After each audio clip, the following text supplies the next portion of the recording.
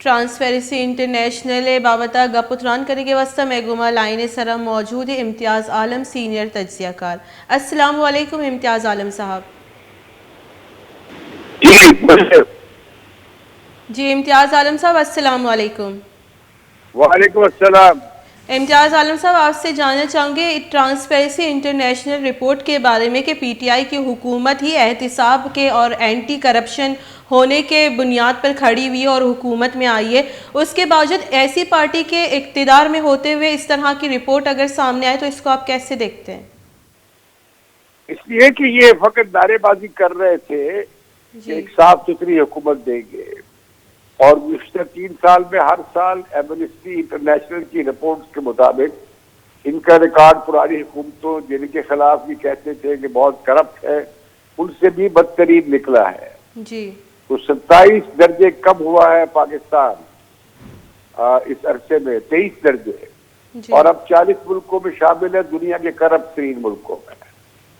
अब 28 में नंबर मिले हैं 100 में से जी। और खास तौर पर माली करप्शन जो है या माली मामलात जो है हुकूमत के लेन देन के उसके हवाले से जो रिपोर्ट है वो सबसे खराब है जो इकोनॉमिस्ट के इंटेलिजेंस यूनिट की है। बाकी दीगर 7 एजेंसियों की रिपोर्ट में भी कोई 1% बेहतरी कहीं नजर नहीं आई। तो इसके साथ ही इमरान खान हुकूमत का जो ये सारा जो था पाखंड वो खुल के नंगा होकर सामने आ गया है और वो अखलाकी दिवालियापन का शिकार हो गई है जी।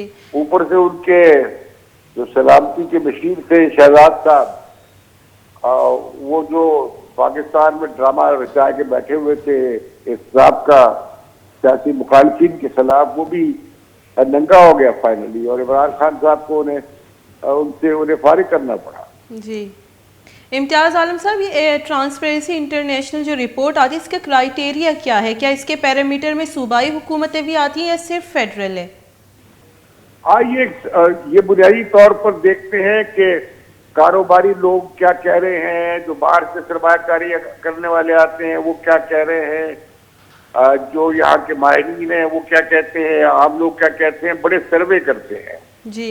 और ये कुछ 13 एजेंसियां हैं जो अपने अपने सर्वे करती हैं और अपने अपने जायजे लेती हैं। इसमें वर्ल्ड बैंक भी है, इसमें इकोनॉमिस्ट भी है, इसमें इकोनॉमिक फोरम भी, वर्ल्ड इकोनॉमिक फोरम भी है, इसमें ह्यूमन राइट्स की बॉडीज भी है, जमहूरियत की इंटरनेशनल बॉडीज भी है जी। जिन मुल्कों में जमहूरियत कम होगी, हकूक कम होंगे, वहाँ शफाफियत नहीं होगी। जब शफाफियत नहीं होगी तो इंसाफ भी नहीं हो सकेगा अगर आवाम को हकूक हासिल न हो, जब मीडिया आजाद न हो, जब इत्तलाआत तक रसाई न हो, जब तक सिस्टम में चेक्स बैलेंस न हो।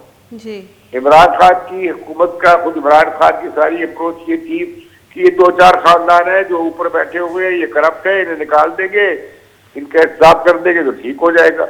ये तो पूरा सिस्टम ही करप्ट है, भले आप अदलिया ले लो, भले पुलिस ले लो, भले आप और इदारे ले लो, सारे का सारा इंतजामी इदारे जो है वो करप्ट है। जी आलम साहब वैसे देखते हैं कि हर रिपोर्ट को पीटीआई की हुकूमत जो है खुशाइन हो तो उसको खुशामद करती है, लेकिन ये जब इनके खिलाफ आए तो इसको मानने को ही तैयार नहीं है, इसलिए कि इनका मुंह काला हो गया। जी बिल्कुल। और सर आप ये कैसे देखते हैं कि शहजाद अकबर ने इससे रिपोर्ट के आने के 2 दिन पहले ही एहतिसाब के मुशीर ने इस्तीफा दे दिया, इस बारे में क्या कहेंगे? मेरा ख्याल है इन्हें अंदाजा था कि रिपोर्ट इनके खिलाफ आ रही है।